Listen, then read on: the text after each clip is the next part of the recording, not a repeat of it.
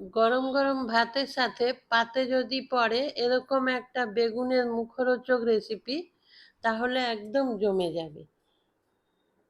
তাহলে আসুন আমরা দেখে নিই কিভাবে বেগুনের এই মুখরোচক রেসিপি রান্না করব।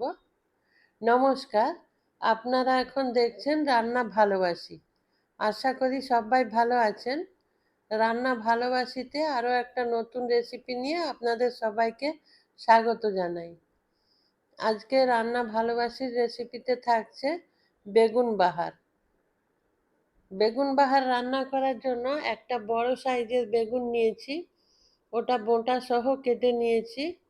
বোঁটার কিছুটা অংশ বাদ দিয়ে কিছুটা রেখে দিয়ে কেটেছি। ওটা 4 ভাগে ভাগ করেছি একটা বেগুন। বেগুন যদি সরু বা ছোট হয় তখন 2 ভাগে ভাগ করে নেবেন। এটা খুব বড় বেগুন ছিল তাই 4 ভাগে ভাগ করেছি। এখন নুন আর হলুদ দিয়ে দেব বেগুনের মধ্যে, দিয়ে হাতে নিয়ে এইভাবে খুব সুন্দর করে নুন হলুদ মেখে নিতে হবে। প্লিজ ভিডিওটা লাইক দিয়ে কন্টিনিউ করুন। এইভাবে সব বেগুনগুলো ভেজে নুন হলুদ মেখে নেব, তারপর ভেজে নেব। ফ্রাই প্যান বসিয়ে দিয়েছি। তেল গরম হলে এক এক করে বেগুনগুলো দিয়ে দেব, দিয়ে লাল লাল করে বেগুনগুলো ভেজে নেব। মিডিয়াম ফ্লেমে বেগুন ভেজে নিতে হবে। এই সময় হাই ফ্লেম রাখবো না গ্যাসে, তাহলে বেগুন পুড়ে যাবে। সেই জন্য মিডিয়াম ফ্লেমে এটা আস্তে আস্তে ভেজে নেব। বেগুনের এই রেসিপিটা রান্না করার জন্য ফ্রাই প্যানই ব্যবহার করতে হবে। কড়াইতে ভালো হবে না, লম্বা লম্বা বেগুনের পিস থাকার জন্য কড়াইতে অসুবিধা হবে। সেই জন্য এই রেসিপির জন্য ফ্রাই প্যানই ব্যবহার করতে হবে। তাই আমি ফ্রাই প্যানেই রান্নাটা করে নেব।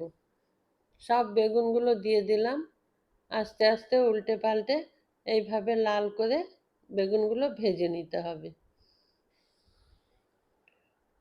প্লিজ আমার চ্যানেলটা সাবস্ক্রাইব করে আমাকে রান্না করার আরও উৎসাহ দেবেন। ডান দিকে থাকা বেল আইকনটা প্রেস করে দেবেন, তাহলে আমি যা রান্না করব তার নোটিফিকেশান আপনি পেয়ে যাবেন। বেগুনগুলো ভাজা হয়ে গেছে, এখন তুলে নেব। এই যে এইভাবে লাল লাল করে বেগুনগুলো ভেজে নিতে হবে। ওই তেলের মধ্যে আর তেল দিলাম না, যথেষ্ট তেল ছিল। তার মধ্যে ফোড়ন দিলাম। ফোড়নে 1/2 চামচ কালো জিরে আর 3টে গোটা লঙ্কা দিয়েছি। সেটা ভালো করে ভেজে নিয়ে কুচনো পেঁয়াজ দিয়েছি। এই রেসিপিতে পেঁয়াজটা একটু বেশি ব্যবহার করতে হবে। আবার কেউ যদি চান এটা নিরামিষভাবে রান্না করবেন, তাহলে পেঁয়াজটা স্কিপ করবেন। তাতে টেস্ট একটু আলাদা হবে, কিন্তু খারাপ না, ভালোই হবে।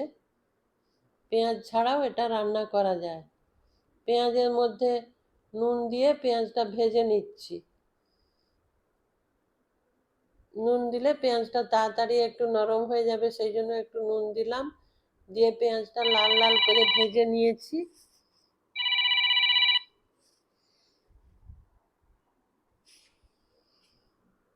তারপর হলুদ আর লঙ্কা গুঁড়ো দিয়ে দিলাম, দিয়ে ওটা ভালো করে মিশিয়ে নেব।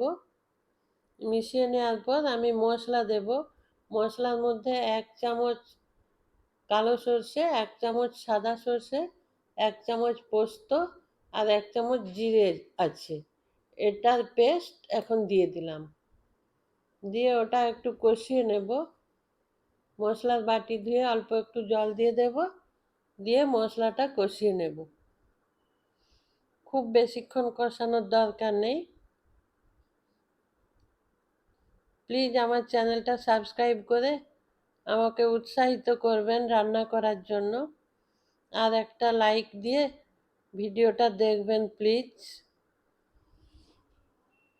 মশলা প্রায় কষানো হয়ে গেছে। এখন নুন দিয়ে দেব পরিমাণ মতো। পেঁয়াজে কিছুটা নুন দেওয়া ছিল আর বেগুনে নুন মাখা আছে। নুনটা ঠিকভাবে বুঝে দেবেন, টেস্ট করে নেবেন একটু। অল্প একটু চিনি দিয়ে দিলাম। তারপর আবারও সব কিছু ভালো করে মিশিয়ে নেব। তারপর 50 গ্রাম দই ফেটিয়ে রাখা আছে, ওটা দিয়ে দিলাম। দিয়ে দইটাও ভালো করে কষিয়ে নেব। দইয়ের একটা কাঁচা কাঁচা টেস্ট থাকে, ওটা চলে যাওয়া পর্যন্ত ভালো করে কষিয়ে নেব। দইয়ের বাটি ধুয়ে অল্প একটু জল দেব, দিয়ে ভালো করে কষিয়ে নেব। ততক্ষণ কষাবো যতক্ষণ মশলা থেকে তেল ছেড়ে আসে। মশলা থেকে তেল ছেড়ে গেছে, এখন জল দিয়ে দেবো। খুব বেশি পরিমাণ জল দেব না, বেগুন ভাজার সময় সিদ্ধ হয়ে গেছে, বেশিক্ষণ আর সেদ্ধ করার দরকার। জল দিয়ে অপেক্ষা করব ঝোলটা ফুটে ওঠার জন্য। ঝোল ফুটে গেছে, এখন বেগুনগুলো এক এক করে ঝোলের মধ্যে দিয়ে দেব। দিয়ে আর বেশিক্ষণ রান্না করার দরকার নেই, 2 থেকে 3 মিনিট রান্না করব। ওপর থেকে কয়েক টুকরো টমেটো দিয়ে দিলাম, দিয়ে ভালো করে একটু মিশিয়ে নেব। এই যে এইভাবে বেগুনগুলো একটু উল্টে দেব, ভেতরে মশলার ফ্লেভারটা ঢুকে যাওয়ার জন্য।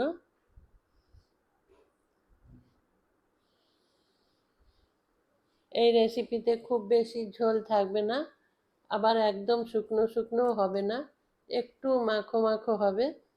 খুব টেস্টি এই বেগুনের রেসিপি। যদি ভালো লাগে একটা কমেন্ট করে আমাকে জানাবেন। ওপর থেকে ধনেপাতা, কাঁচা লঙ্কা আর অল্প একটু সর্ষের তেল ছড়িয়ে রান্নাটা কমপ্লিট করব। যারা এখনো পর্যন্ত আমার ভিডিওটা দেখছেন, সবাইকে আমার আন্তরিক ধন্যবাদ। রান্নাটা কমপ্লিট হয়ে গেছে, এখন গ্যাস অফ করে দেব। এইভাবে সব কিছু একটু মিশিয়ে নিলাম, বা সার্ভ করব। নমস্কার, ভালো থাকবেন সবাই, সুস্থ থাকবেন। আর এইভাবে বেগুন রান্না করে গরম গরম ভাতের সঙ্গে খাবেন।